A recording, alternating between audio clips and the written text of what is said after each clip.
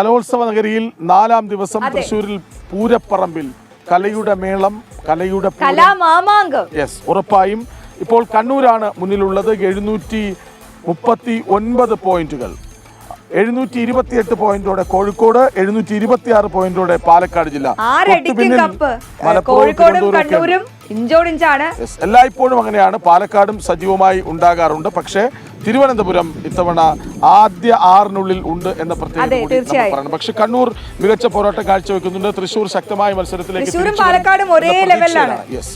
അപ്പൊ നമുക്ക് ഒപ്പം കലോത്സവ നഗരിയിൽ ഒരു അതിഥി ചേരുന്നുണ്ട്, ഒരു പാട്ടുകാരി. അത് പൊളിച്ചു, സസ്പെൻസ് പൊളിച്ചു. കാർത്തികാഞ്ജന, കമാൺ. അപ്പോ കാർത്തികാഞ്ജന ആരാണ് എന്ന് കാർത്തികാഞ്ജന പറയട്ടെ. ലോകത്ത് ഇതുപോലെ ഭാഗ്യം കിട്ടിയ ഒരാളുണ്ടാവില്ല. നമ്മുടെ വെബ് ടീമിൽ ജോയിൻ ചെയ്തത് തന്നെ തൃശ്ശൂർ വെച്ച കലോത്സവ നഗരിയിൽ. അപ്പോൾ കലോത്സവ നഗരിയിൽ എത്തുന്നു. പതിയെ പതിയെ എല്ലാവരുമായി സൗഹൃദത്തിലാകുന്നു.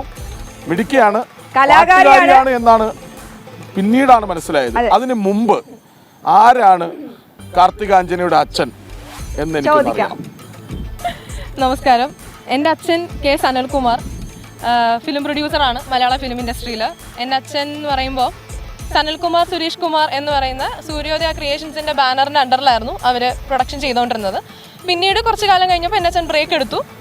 അങ്ങനെ അപ്പോൾ സുരേഷ് കുമാർ, നിർമ്മാതാവ് സുരേഷ് കുമാർ, നടൻ മോഹൻലാൽ, ഇവരുമായൊക്കെ വളരെ അടുത്ത ബന്ധമുള്ള ഒരാളാണ് ഈ സനൽകുമാർ അല്ലേ?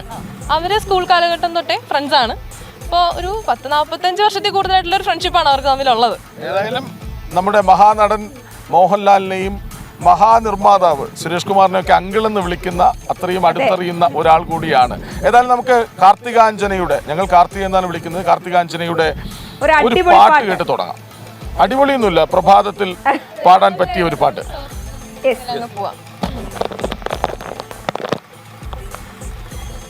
മന്ദാരക്കാറ്റേ കതിരോലത്തേരിൽ നാടൊന്ന് കാണാൻ പോകാം, മറ്റാരും കാണാതെ പുഴയോടും ചൊല്ലാതെ നേരത്തെ കാലത്ത് പോകാം. ഞാവൽ കാടും മേടും കേറി പാലകൾ പൂക്കണ കാവ് കേറി മണിയിലഞ്ഞി പൂക്കൾ നുള്ളി മാല കൊരുത്തി പോകാം. അവസാനിക്കുന്നില്ലല്ലോ പാട്ട്. 7-8 പാട്ടെന്നാ പറഞ്ഞത്. അപ്പൊ നമുക്ക് 8 പാട്ടിൽ ഒതുക്കാം. കാർത്തികയുടെ വിശേഷങ്ങളിലൊക്കെ വരാം. നമുക്കൊരു ഇടവേള അനിവാര്യമാകുന്നു. ഇടവേളയ്ക്ക് ശേഷം കാർത്തികയുടെ അടുത്ത പാട്ടുമായി മറ്റതിഥികളുണ്ട്. തൃശ്ശൂരിലാണ് ഞങ്ങളുള്ളത്. ഇന്ന് 4-ാം ദിവസം ജനപ്രിയ മത്സര ഇനങ്ങളൊക്കെ ഇന്ന് വേദിയിലെത്തുന്നു. തൃശ്ശൂർ ഒരുപക്ഷെ ഏറ്റവും കൂടുതൽ നാടക സംഘങ്ങളുള്ള, അമച്വർ നാടക വേദികളുള്ള ഇടമാണ്. നാടകത്തെ അത്രമേൽ ഇഷ്ടപ്പെടുന്ന നിരവധി കലാകാരന്മാർ, ആസ്വാദകരുള്ള ഇടമാണ്. ഇന്നും ഹയർ സെക്കൻഡറി വിഭാഗം നാടക മത്സരം നടക്കും. നിരവധി മത്സരങ്ങൾ വേറെയുണ്ട്. ഇങ്ങനെ പറഞ്ഞു പോണ്ട, നമുക്ക് ഒന്നുകൂടി കാർത്തികാഞ്ജനയുടെ അടുത്ത പാട്ടിലേക്ക് പോകാം. കുറച്ച് പരിപാടി പോരെ. നീലരാവിലിന്നു നിന്റെ താരഹാരമിളകി സോമബിംബകാന്തി എൻ്റെ ശീതളാംഗമേകി.